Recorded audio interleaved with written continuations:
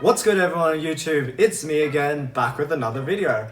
And if you guys are of Chinese descendants, you probably know tomorrow is actually Chinese New Year.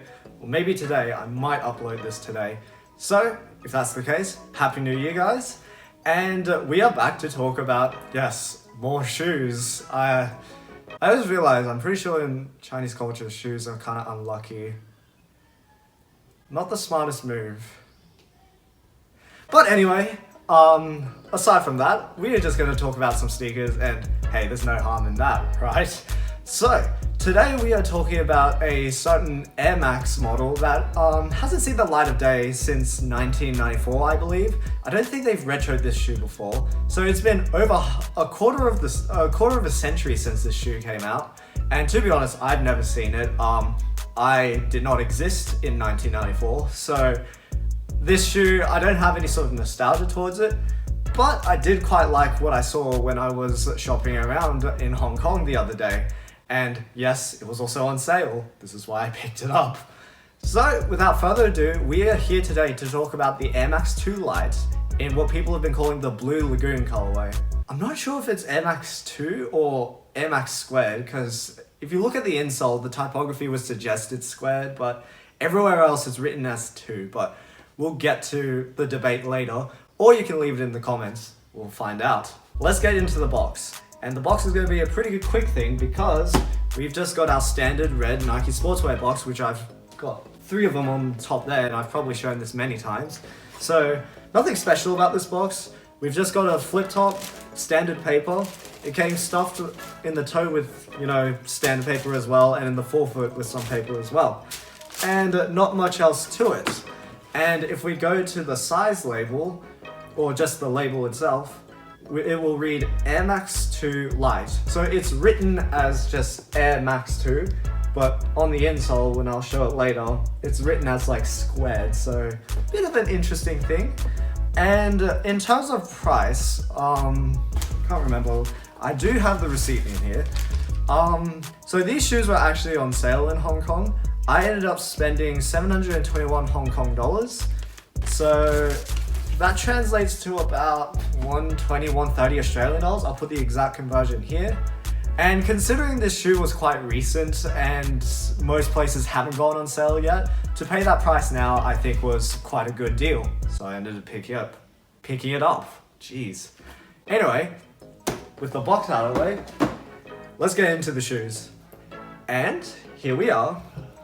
The Air Max² Light in the Blue Lagoon colorway.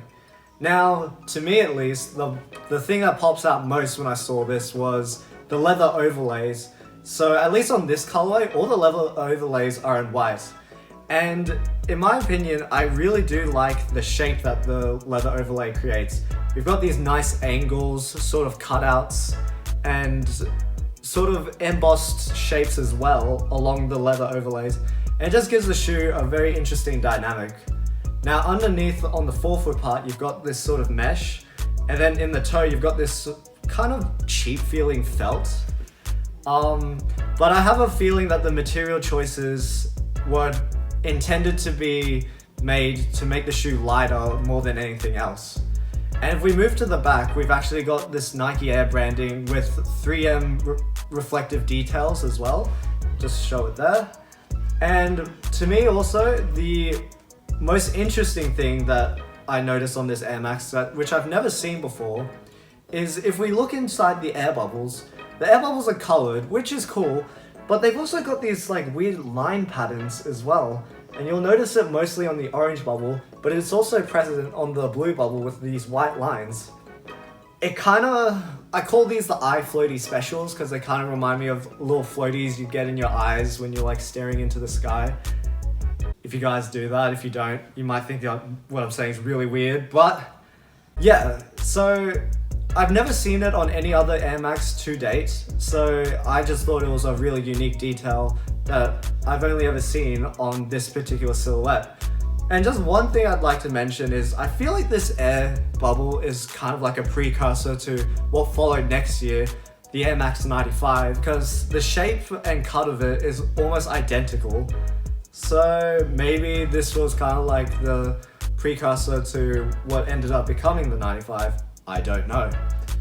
And in terms of this colorway, I just think this shade of blue is great with the white, and also the accents of orange really contrast nicely with the rest of the shoe. So in terms of cushioning tech, in the heel you've got the tried and true Air Max units.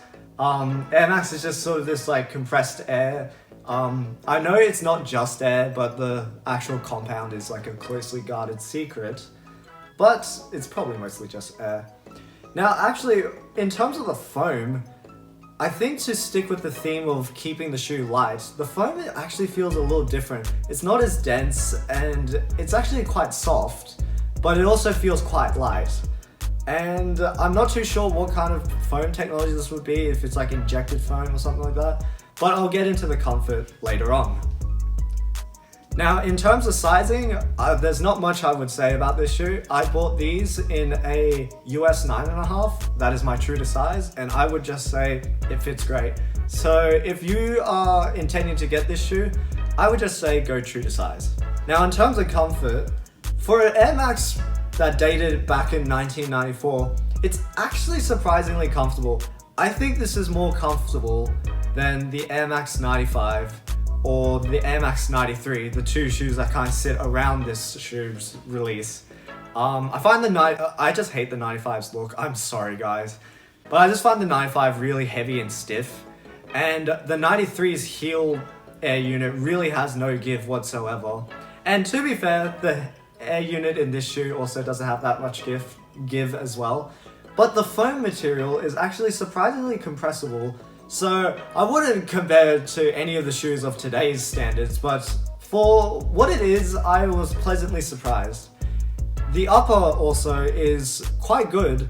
The mesh is quite breathable in the toe, and because, even though it's got all these layers, because it's all been designed to be lightweight and thin, it actually flexes really easily. So when you wear this shoe, it's quite a decent ride considering the age of the shoe. So I would say comfort is above average for a shoe of this age. Now I get into the main point of why I bought this shoe and my opinions on this shoe. Personally, I just think the aesthetics of this shoe are amazing. Maybe it's because I've never seen this Air Max before. It's maybe one of those like honeymoon phases when you see a new shoe and you just fall in love with it. Because if we have to be completely honest, Nike pumps out Air Max 1s, 90s, 95s, 97s at this point, constantly, and you kind of grow tired of these models. So it's quite refreshing to see something like this come out as well. And they also released the original Air Max Light with this as well. I personally don't quite like that, but hey, if that's your cup of tea, go ahead. But I just personally think this is quite it's a really nice sort of retro vibe runner. The colors on this particular colorway is amazing. The shapes that the overlays make, I think, are very striking. And it's just a pretty decently comfortable shoe to wear around. And yeah, that's pretty much my main things about this shoe. I will just touch on two things that are bothering me so far about this shoe. First of all, I think because of the dye that they used on the tongue and the material, it doesn't hold the dye very well. And you can see that there is actually bleed happening onto the sock liner and some of the lacing areas. So on some of the areas on the laces, it's actually starting to turn blue, which is not too bad. My other big complaint, and this is a pretty annoying one, is I swear the left shoe has been tried on multiple times and the right shoe's never been tried on, because when I put this shoe on, when I put both shoes on, you can clearly see the left shoe creasing a lot more than the right shoe. Now, I attribute this to the fact that at the particular store I went to, they let you try on the left shoe. But it's a little annoying, but I'm just hoping with time, both shoes will crease up at the same rate and I won't be bothered by it so much, because I hate asymmetricality on my shoes. So with that, we've come to the end of another video. I'd love to hear your opinions of the Air Max² Light or the Air Max² Light, and if you think this was a necessary retro or not. And also, of the colorways that have been like popping up here and there, what do you think is the best colorway of this shoe that is slated to be released? I personally haven't seen anything interesting except for this colorway, so I'm happy to have this in my collection. Like the video if you like the video, dislike the video if you dislike the video, and now time for the on feet portion. And remember guys, Happy New Year. I'll catch you guys in another video.